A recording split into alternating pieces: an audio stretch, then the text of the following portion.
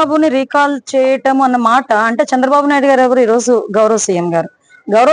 ఆయన సీఎం స్థాయిలో ఎవరు కూర్చోబెట్టారు? ఈరోజు ప్రజలు కూర్చోబెట్టారు.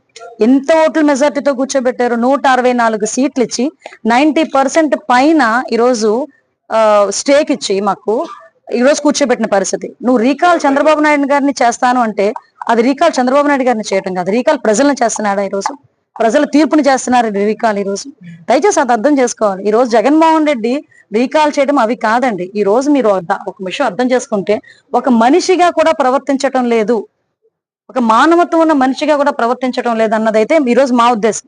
ఈ రోజు ప్రసన్న కుమార్ రెడ్డి ఎక్స్ఎమ్మెల్యే, అతని మీద సుమారుగా 50,000 పైన మెజారిటీతో అక్కడ ప్రశాంతి రెడ్డి గారు గెలిచారు. అంటే అక్కడ నియోజకవర్గ ప్రజలందరూ కూడా ఆవిడని ఆశీర్వదించారు. 50,000 పైకి మెజారిటీతో ఆవిడ గెలిచారు. అదేవిధంగా చాలా మంది వైఎస్ఆర్సీపీ నాయకులు అక్కడ ఇతని బాధ భరించలేక టీడీపీలోకి వచ్చిన సందర్భాన్ని కూడా గుర్తు చేయాలి. దీనంతటినీ ఓర్వలేక సొంత చెల్లి అవుతుందట. తెలుసా మీకు? మొన్నటి వరకు నాకు ఆవిడ చెల్లి అవుతుందన్న సంగతి తెలియదు. ప్రసన్న కుమార్ రెడ్డికి స్వయాన చెల్లి వరుస అవుతుందట.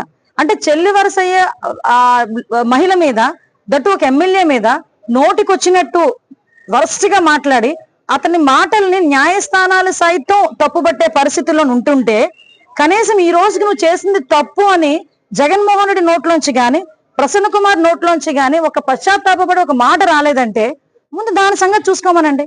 నేనేమంటానంటే ముందు ఎంట గెలిచి రచ్చగెలాలి అంటారు.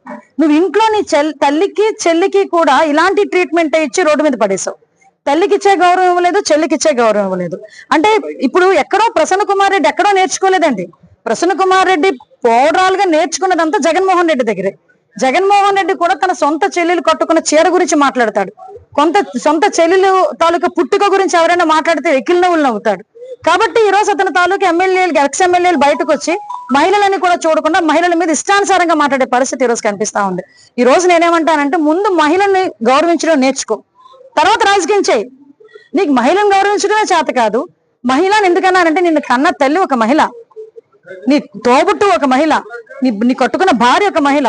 నువ్వు మహిళను గౌరవించడం మానేసి మహిళలను గౌరవించని వాళ్ళని కూడా నువ్వు వెనకేసుకొస్తూ కనీసం దాని గురించి స్పందించకుండా ఈరోజు చంద్రబాబు నాయుడు గారి దగ్గరకు వచ్చి ఆ కాల్ చేయి ఈ కాల్ చేయి అని చెప్పడం కాదు. ఇప్పటికే మీరు చేసిన పనులు బట్టి 11 సీట్లకు దించేశారు. మీరు ఇలాగే పని చేస్తే కనుక 11 సీట్లు కూడా ఉండకుండా పర్మనెంట్ గా ఇంట్లో కూర్చునే పరిస్థితి జగన్మోహన్ రెడ్డికి త్వరలోనే రాబోతోంది.